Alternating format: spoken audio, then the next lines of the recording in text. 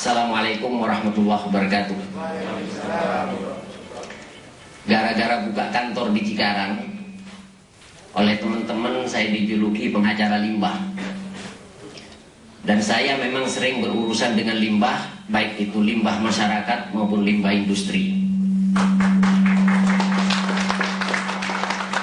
Tentang limbah ini, saya sering mendengar cerita yang berlawanan, termasuk soal perizinan limbah. Ada cerita yang enak, ada cerita yang gak enak. Lalu saya teringat ayat, "Idza ja'akum fasiqun binaba'in fatabayyanu." Jangan-jangan yang cerita ke saya adalah orang-orang fasik. Karena itu perlu diklarifikasi, dan mudah-mudahan forum ini adalah kesempatan untuk klarifikasi itu. Di kalangan pengusaha limbah yang sebagian, yang mungkin lebih dari 50% itu keturunan Madura, asal Madura. Kalau soal limbah, kira-kira orang Madura ini guru besarnya. Sempat ada isu bahwa usaha mereka itu akan diambil alih oleh Pemda. Yang namanya isu tentu tidak perlu terlalu ditanggapi. Isu belum tentu benar. Tapi di samping itu mereka sering dihadapkan pada kenyataan bahwa usaha mereka sering hendak direbut oleh para preman yang mengatasnamakan putra daerah. Ancaman unjuk rasa menggunakan massa yang sebagian besar adalah massa bayaran. Dan pada kenyataannya memang ada pengusaha yang usahanya direbut padahal dia punya izin. Diduga kuat perebutan usaha, putusnya kontrak kerja ini karena intervensi pemerintah daerah dan oknum di DPRD. Ada pengusaha besar, penghasil limbah kerjasama dengan salah seorang pengusaha. Izin pengusaha lokal ini izin pengusaha limbah ini lengkap. Tapi tiba-tiba digoncang fitnah bahwa si pengusaha limbah ini melakukan pencemaran lingkungan, mengambil limbah B3 yang bukan haknya. Ini dilaporkan ke DPRD dan kabupaten. DPRD, ketua DPRD atas nama Haji Sa'duddin manggil si pengusaha limbah untuk memberikan penjelasan. Tidak ditemukan bukti. Oleh pihak pemerintah daerah, dalam hal ini Kepala Bidang Pengawasan dan Pengendalian, dilakukan pemeriksaan, berita acaranya, tuduhan kepada si pengusaha limbah ini tidak terbukti.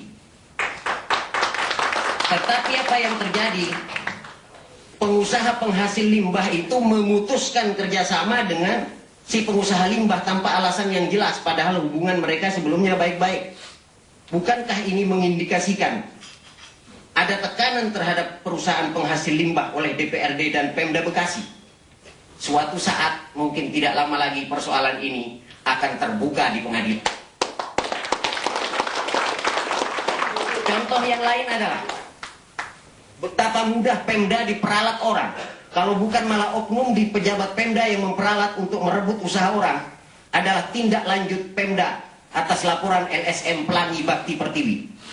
Berdasar laporan LSM Pelangi Bakti Pertiwi, Pemda memanggil seorang pengusaha. Panggilan ditandatangani oleh asisten tata praja Bambang Sulaksana. Apa LSM Pelangi Bakti Pertiwi itu? Tidak jelas. Karena dalam surat panggilan tidak diberikan penjelasan. Padahal sekarang ini banyak LSM gadungan. LSM hanya kedok untuk cari duit dan cari proyek. Saya curiga jangan-jangan LSM Pelangi Bakti Pertiwi tersebut adalah kedok para preman untuk merebut usaha orang. Seperti apa laporannya juga tidak diberikan tahu.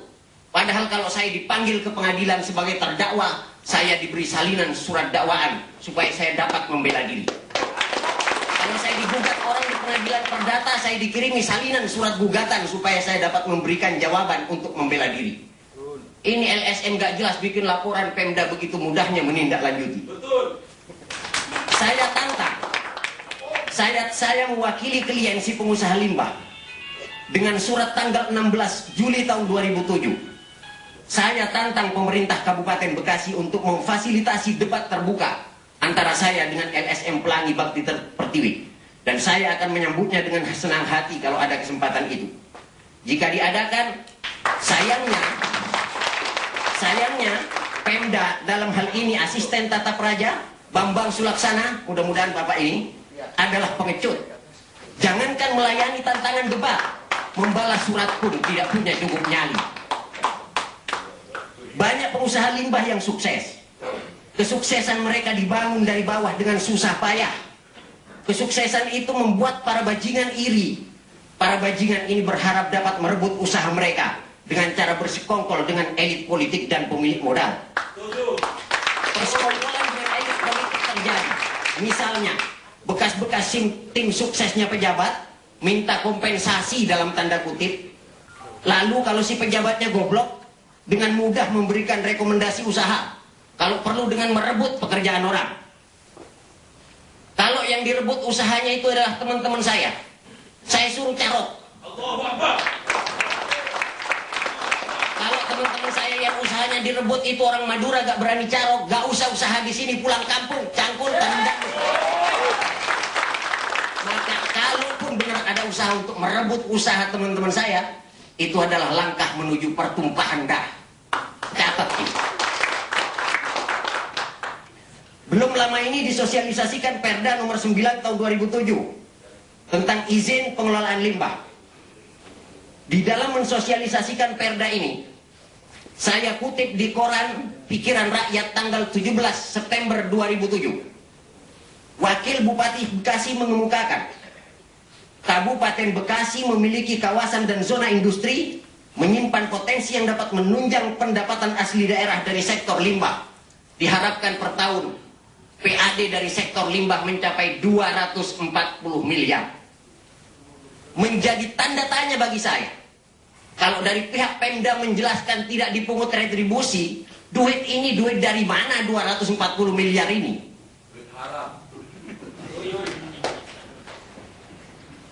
Aneh. Dikatakan bahwa Perda diharapkan dapat menambah PAD. Tapi di Perda sendiri tidak memuat ketentuan bagaimana alurnya untuk memperbesar PAD itu. Padahal di dalam pasal 157 Undang-Undang tentang Pemerintahan Daerah, Undang-Undang nomor 32 tahun 2004, secara limitatif, terbatas, telah ditentukan PAD itu sumbernya apa?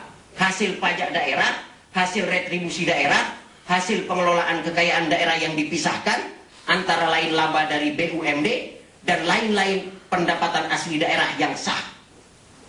Perda Kabupaten Bekasi nomor 9 tahun 2007 itu tidak mengatur pungutan berupa pajak daerah, tidak mengatur pungutan berupa retribusi daerah.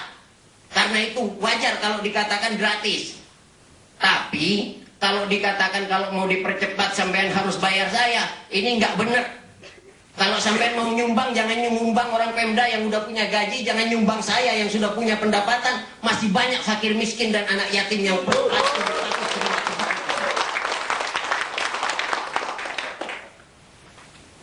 Dengan uraian yang seperti itu, kalau Pemda Bekasi ingin memperbesar PAD, maka sumbernya tidak dari pajak limbah, tidak dari retribusi limbah, tapi dari hasil pengelolaan kekayaan daerah yang dipisahkan, antara lain bagian laba dari badan usaha milik daerah. Kalau misalnya Pemda mau bikin BUMD yang ngelola limbah, silahkan. Tapi persoalannya adalah bahwa yang namanya badan usaha dan kerjasama dengan pihak ketiga itu tidak dapat dipaksakan. Pemda tidak bisa memaksa perusahaan penghasil limbah bekerja sama dengan BUMD dengan memutus kerjasama dengan Anda. Kalau itu terjadi, lawan. Perda Kabupaten Bekasi nomor 9 tahun 2007 itu secara akademik mempunyai kelemahan. Satu, dasar hukum mengingat di dalam Perda ini ada 14 peraturan perundang-undangan. Ini menunjukkan bahwa perancang dan pembentuk Perda ini kurang paham tentang Undang-Undang nomor 10 tahun 2004 tentang pembentukan peraturan perundang-undangan. Menurut Undang-Undang 10 tahun 2004, yang dicantumkan sebagai dasar hukum hanyalah ketentuan yang memuat dasar kewenangan pejabat pembuat undang-undang, pembuat peraturan perundang-undangan, dan ketentuan peraturan perundang-undangan